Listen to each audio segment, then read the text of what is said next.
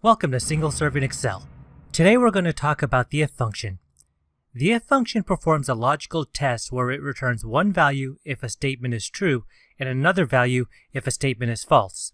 The syntax for the if function is as follows. The logical test parameter is a value or logical expression that is evaluated as true or false.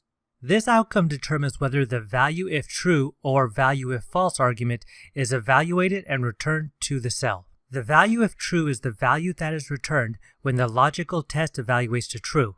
The value if false is the value that is returned when the logical test evaluates to false. When you are constructing a logical test in the if function, you can use any of the following logical operators seen in columns G through I. Let's say we want to pay a bonus to those employees that sold over $7,000 in soap for the month.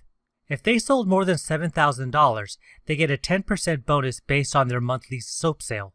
If they sell less than or equal to $7,000, they are on probation. In cell E2, we will type equal if, open parentheses, D2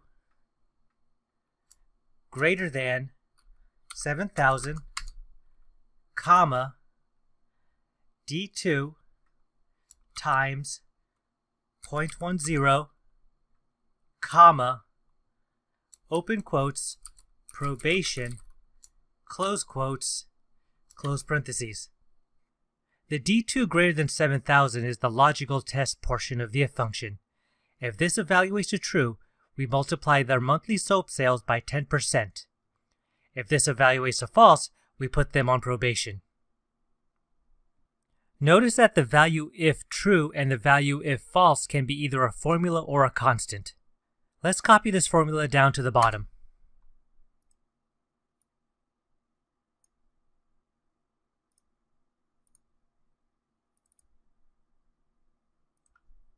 And now you have a column that tells you how much to pay out in bonuses and who to put on probation. If you have any questions or suggestions for future videos, leave a comment in the section below.